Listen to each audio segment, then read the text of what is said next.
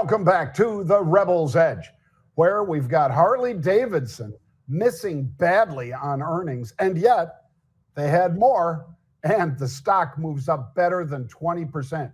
You want to know why? Stay tuned on today's Rebel's Edge. Bang.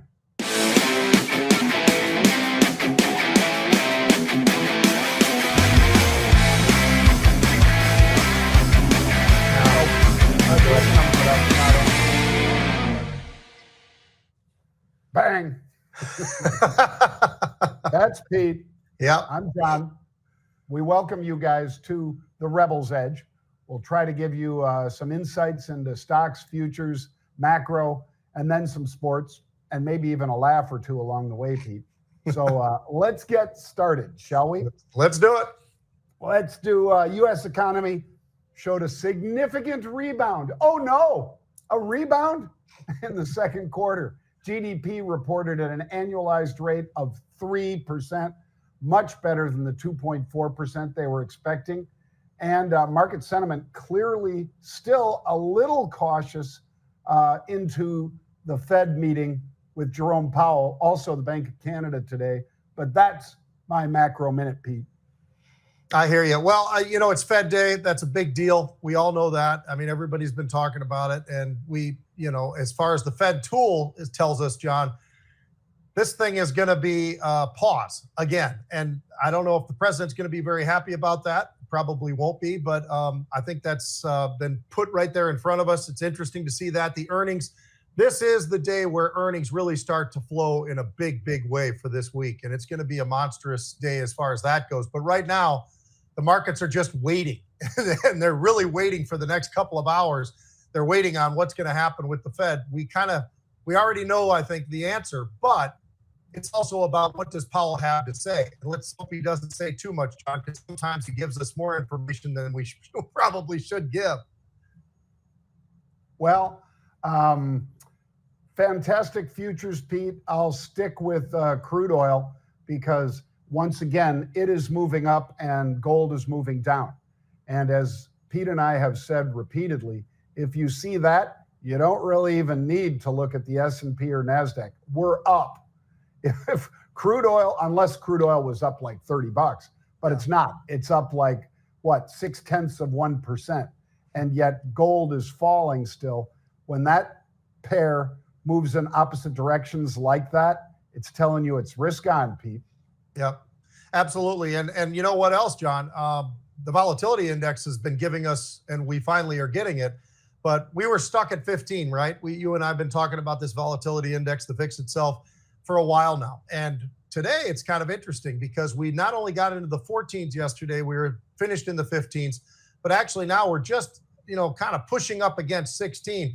But the trade of the day, for sure, has to be that 75,000 of those October 60 calls. I mean, that's amazingly, the size of that trade is huge. It turns into a spread. They're selling the 100s against it. But 50 Cent, man, I mean, we've been talking about this. We've been kicking it around. When's he going to step in? When's he going to step in? We've been up as high as 60 on the VIX, and here we are trading 14 and change just yesterday.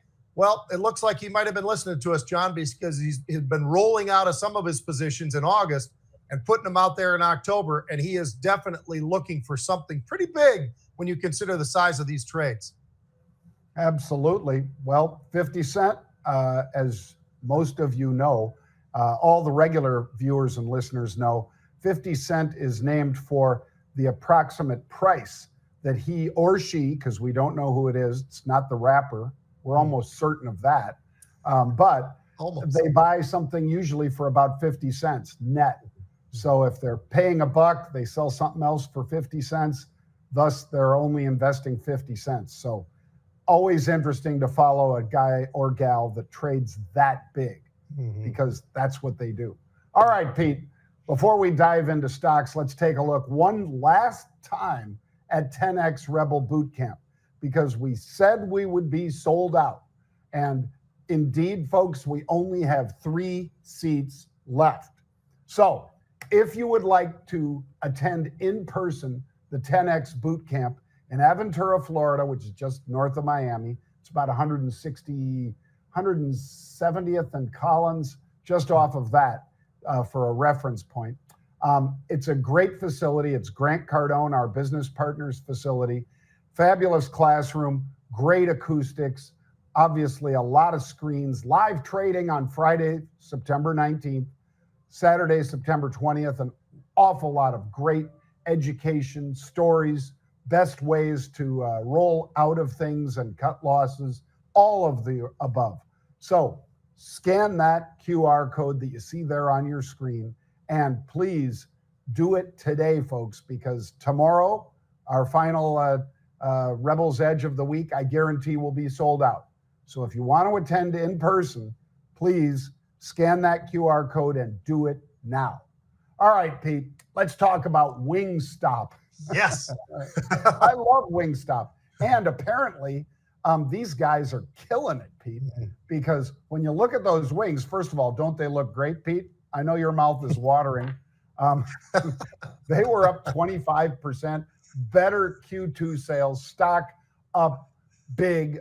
Fast food chain WING reporting results that absolutely blew by market expectations, Pete. Do you know they have 2,800 plus locations now, Pete? I mean, these guys are growing like a weed.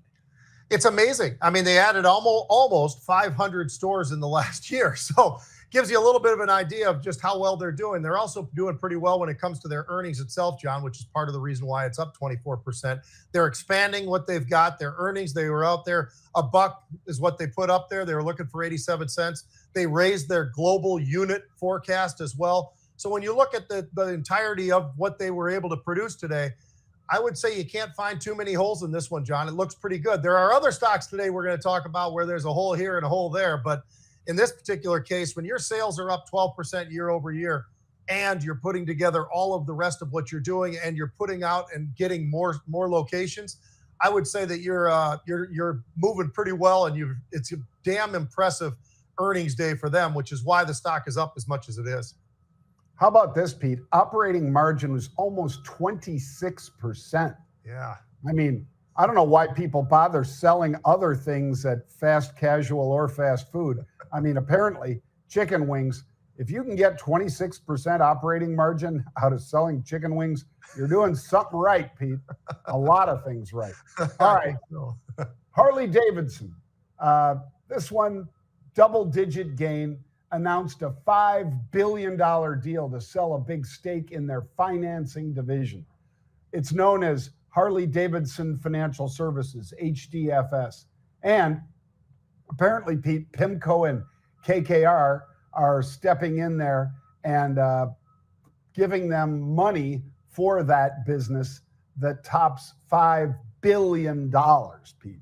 So that's a pretty significant valuation. And the bad news, though, I'm going to let you give them the bad news, Pete, is that they had much lower than expected profits, right? Yeah, problem with the profits, problems with earnings, problems with the revenue. I mean, all those things. But this is a big deal, as you mentioned, John. The Harley Financial Services, $5 billion. You're not going to sneeze at that. And I'll tell you, that's what's really propelling the stock today. But the stock was trading very close to 52-week lows. It was down there near 20, John. It's up today significantly. It's up about 20% or thereabouts. So it's up closer to probably call it $27. But 40 is where their 52-week high is. So yeah, they put up some bad numbers there. But what's going on with this partnership that they've got with KRR and PIMCO, that is what people are looking at. That's what people are impressed by, and they should be. I mean, it gives you a little bit of an idea of what these guys have been able to create at Harley Davidson. But they unfortunately right now, their numbers don't look all that great from an earnings perspective, but it's great to have these partners on board. Yeah, it means that they can, instead of tapping a bank for that money for their financial services division, Pete, they've got PIMCO and KKR giving them the money, of course. And what's amazing to me, Pete, is if their financial service division is worth $5 billion, why is the stock trading at a valuation of $3.8 billion? It's a great question. Makes you think they should spin something off, maybe. But I guess they'll probably think about that more when they actually put up a good quarter instead of a bad quarter. Yeah. All right, Humana, Pete. Shares up. The health insurer lifted annual revenue guidance, and they put up a pretty nice quarter for them. We know UNH is not doing so well, but Humana apparently kicking butt and taking names, Pete.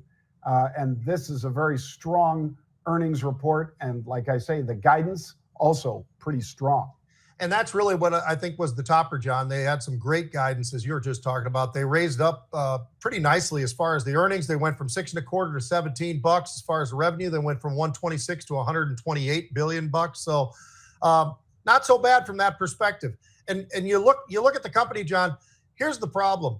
They've gotten beaten up pretty badly. I mean, when you look at the fact that the 52-week high is 382 and they're trading at 243, that's being up $10 bucks. They're a long ways from that 52-week high that they were up against. So when you look at this name, you look at United Health, you look at some of the other healthcare names and so forth. It's been a bit of a struggle, and these guys have been struggling. It's great that they're up 7% today, but there's some problems out there that they've still got to deal with. But I do like the quarter they were able to produce. Well, you probably are not impressed by this one, Pete. Avis. The symbol is CAR, C-A-R, and they basically ended their quarter in June. They reported revenue of $3 billion, down a little versus the same period last year. And on the one hand, Pete, I'd say that their international and their U.S. revenue both look pretty good. And the U.S. is, almost, I guess 3.5 times what the international revenue is. But they're trading down some 15% here, Pete, because even with an earnings surprise, it's not enough to get people excited about Avis again. Right. And you know what? The shorts, I think, are starting to at least be a little bit happier. They hit 52-week highs just yesterday for this stock. It was at 212 and change. But it got pushed down. You look at the shorts, John, they're plus 20%. Maybe in some cases, as you look through it and you try to figure out how much short there really is there, it's significantly more than even 20%. So they're at least a little bit happy today, given what's going on this pullback, but probably not very happy on the overall thing, because when you look at where the stock has been, stock's actually been moving pretty nicely, despite the fact of whether or not it's been good or bad earnings. It seems like for whatever reason, they get a bit of a pass, and I can't really figure out quite why, but there are some shorts out there that are happy the stock's down today, that's for sure. Well, and when you think about it, folks, and I bet many of you do when you analyze companies like Hertz and Avis, think back 10 years ago, 15 years ago, those of you who were adults at that time.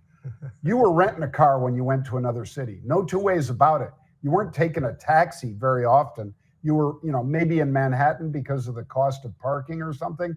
But in most cities, you were renting a car. Well, these guys, Lyft and Uber and now Waymo are really eating into what would have been growth for them, because people are just hailing cars. And now Avis just did a deal in Dallas, I think, Pete, for Waymo, where they're going to service that fleet. And it's almost like, man, you guys are really accelerating your demise. Because the more people that can just, with their app, just sit there and tap and get a car versus renting a car. And Waymo's certainly going to make that easy with the self-driving, and obviously Uber with the same. Wow. I'm just kind of surprised, Pete. But that's what makes a market, I guess. Right. All right. Well, let's take a little look here, Pete, and see what our old friend Pat McAfee had to say, because believe it or not, Pete, I bet most people don't know this. He was going to be going to Kent State and instead played in a poker game and won enough money to go to a kicker camp. And at that kicker camp, they decided, we'll give you a scholarship to a bigger university. We'll just listen to a little bit. Yeah. World Series of Poker was huge. It was on ESPN. We all watched it. There was a dude named Chris Moneymaker who was just this basic ass white who I think like blue collar from middle America. where he became a millionaire overnight. So pretty much every community that was like mine, from what I've learned from growing up, we all started playing poker because we thought that was going to be a way for us to make money and get rich. I became a good poker player. I'd be playing in my friends' houses. Obviously, it's like 25 cent, 50 cent blinds, very small antes and everything like that. We all thought we were going to be the next World Series of Poker champions. But it was a good way for us to make money to spend for lunch, extras, things like that. I got a call like a month before signing day that there was a kicking camp happening down in Miami, Florida by a guy named Mike McCabe. Talking about that kicker camp. I was in physics because class. this guy when had the a call kicker happened. camp and The he guy's got not invited overnight. to it. And the fact that he got invited to it, was a big deal. It opened it up. But it was $1,500, even though he was invited. So he's like, I don't, he said, my mom and dad worked hard. They didn't have $1,500. Right. So he went into a poker game with his dad's friends, Pete, and he ended up winning $1,400. And he gave it to his dad and he said, Dad, you give me 100 more and I'm there. Dad gave him the 100 more. He went to the camp. He won the camp, Pete. He was the best kicker at the camp. Got a full ride to, I think it was West Virginia, Pete. Yeah, that's awesome. That's killer. You know what? He's a big guy. He's a likable guy. He's a smart guy. He's obviously pulled all of that into what he has become off of football, right? I mean, the guy he's as big as it gets in the world. It's just crazy. Yeah, he's broadcasting and media. Oh, there's really no name right now that's bigger than him. No, it's really impressive. So anyway, that is pretty cool. All right, we're going to do a little bit of football, John. I'm going to start it off with this. There's a guy out there who's 73 years old who's thinking about potentially going back to coach football, which is kind of amazing, really, when you think about it. But I'm talking about Nick Saban. And here's the interesting part. A lot of people think, because of some of the commentary that he's made, that there's a possibility that he would open that door again to do that. Now, I think he's capable of shutting that door if he chooses to, too. But I saw the interview the other day, John, and he was talking about his wife. He always addresses her in a very interesting way. But he was talking about his wife, and he said, look, she's all over the place. I'm all over the place. We're two people that have never been stuck in a house, basically, is what he was saying together, as much as they are now. So would he do it? I think the answer is, under the right circumstances, he would, John. But here's the big question. Does he actually give the NFL one more shot? Because it did not work in Miami when he bounced around. He was at Michigan State back when I was playing at Minnesota, and he went to LSU, and then he bounced around here and there and went to Miami. It didn't really work out, but obviously it worked out very well at Alabama. I mean, they absolutely love him. I mean, he did everything. So here's the question for you. One, does he go to the NFL, or is there a college job that maybe sort of opens up if they think that they could get Nick Saban? Or does he actually go to the NFL? And a lot of people are saying the NFL, John, because they look at the Browns and they think, you know what? He drafts Arch Manning. They've got a quarterback then, because they've got 4 quarterbacks, but do they have any right now? And you and I were just talking about that yesterday. They've got plenty. We don't know on the 2 young guys who are coming out of college whether or not they're going to be great or not. One of them, Shedeur Sanders. But the reality is that one or the Rams. And that's another one that people are looking around saying, he really could fit in there. Both teams have 2 first-round picks each in the 2026 draft. So that's enticing, I think, to a coach who wants to get his own quarterback, whoever that might be. What do you think? Do you think that there's any chance at 73 years old, John, that Nick Saban says, I think I'm going to visit this. I'm either going to go to, dare I say it, Alabama, because the guy so far has not done great or whatever at Alabama. But does he go to Alabama? Does he go to somewhere else? Does he go back into the NFL and give that another whirl? What do you think? Well, he wasn't even thinking about it, supposedly, Pete, according to that ESPN interview, until he said, Mrs. Terry, as he calls her, told him to go downstairs and, why don't you go down there and vacuum for a while and see how much you like it? And he said, while he was down there doing that, he said, I don't like this much.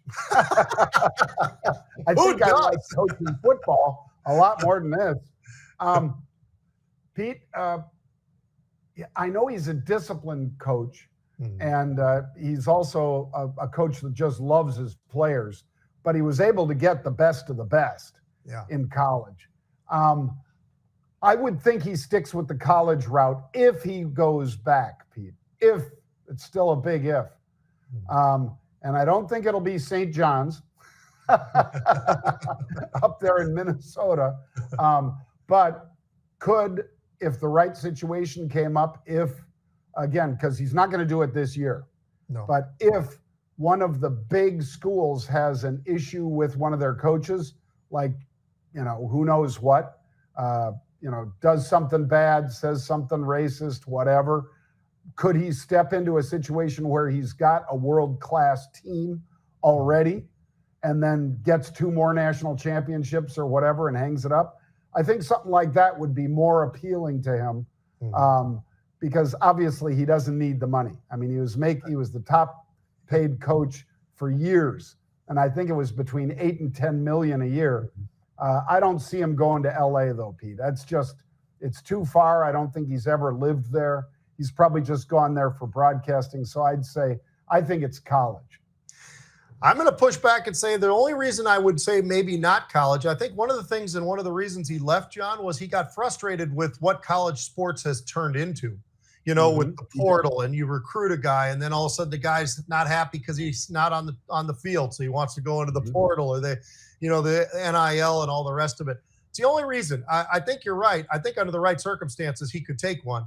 But it would really have to be the right circumstances, because I think he's tired of the way college sports, but football specifically, has turned into. All right, next one up. I got one for you, John. How about this? Who's the most underrated quarterback in the NFL? Now, there's a lot of names you could probably come up with and just say, well, this guy, he's pretty damn good. Blah, blah. Baker Mayfield. He was a bust. He's one of the big busts of all time, right? He goes to Cleveland. Cleveland goes crazy to get him, and all the rest of it doesn't work out. Goes to Carolina. It really doesn't work out. Goes a couple other places. Doesn't really work out. He goes down to Tampa, John, and the guy has really turned into a really great underrated quarterback. Here's some numbers from last year. 4,500 yards passing, 41 touchdowns, 16 interceptions. That sounds pretty good to me. He's number 2 in touchdowns, number 3 in passing yards per game, number 3 in total yards, and number 2 in completion percentage, only to Goff, who had the best completion percentage. So I find it really, really intriguing that Baker Mayfield has been able to do this. He seems like he's really put himself together, John, because I think when he came out of college, he really probably wasn't really a guy who was together. He had some issues in college that weren't very, very good, that a lot of people were very disappointed about. But that's all in the past now. And now the guy is like this absolute total stud quarterback. His receivers absolutely love him. His offensive line loves him. So, pretty amazing. I couldn't really think of too many others where I'd say, this guy's maybe more overrated than Baker, but maybe you got somebody in mind. Anybody? Well, I was going to say Geno Smith, Pete, but then when I looked at the stats in terms of touchdowns, it's not close. No. And in terms of interception to touchdowns, it's not great. Geno Smith had an awful lot double-digit interceptions last year, and that will turn a game against you pretty fast. Yeah. So Baker wasn't making the same kind of mistakes, Pete. And some of it could be, like you say, because he has got a chip on his shoulder, that he plays with that chip and always tries harder. I'm not saying Geno doesn't try hard, but man, I think Baker is the most underrated quarterback, and he could sure be playing in the big game this year, Pete. He sure could be a Super Bowl quarterback. It's just a question of whether or not Tampa has enough gas in the tank. And I'd throw one other name that even though he's gotten paid, even though he's done this and he's done that and everything, I still don't think people appreciate Brock Purdy as much as I do. I think that they look at him and they go, well, but it's this, it's that. Well, it could be partially that, but that guy, John, when he has the tools around him and they're healthy, McCaffrey, if he's healthy, and some of the receivers who've been banged up and offensive linemen who've been banged up and all that kind of thing. He didn't have a great year last year. He didn't, but he didn't have an offensive line that could protect him. He didn't have the same kind of receivers and the rapport with those guys to be able to, feel like he knew where their next step was going to go and all the rest of it. And Christian McCaffrey, I don't care what anybody says. I'll tell you, King Henry is the best running back, but best player, I think, might be McCaffrey, might be the best player in the NFL because he can do it all, and he's an absolute freak show athlete. I mean, beyond freak show. He is so impressive. People don't realize it. He might be the fastest guy in the entire NFL, and nobody knows it. I mean, he's a pretty special player. But yeah, I hear you, and that's why I think that Brock Purdy's probably underrated too, John. I think too many people just they just don't believe in him because he was such a late draft pick, right? I mean, that I think was the chip there, but he doesn't care where he was drafted. Look at what he's put up over the first couple of years in the NFL. Not so bad. No, pretty damn good, in fact. Well, we have a surprise for you tomorrow, folks. We'll have probably have sold out those tickets we've already spoken about for the Rebel Boot Camp. So if you want to attend in person, scan that QR code and join us down in lovely Aventura, Florida. It's almost sold out. There you see it. September 19th and 20th. Still plenty of time. There's got to be like 5 different airplanes that could get you there for really cheap. So check it out. You can fly into Fort Lauderdale or Miami, and still it's an easy trip from either one of those two. So scan the QR code. We've got a surprise. We'll share it with you tomorrow, and we hope you have a great day. Pete and I will be back at 1 p.m. on Thursday.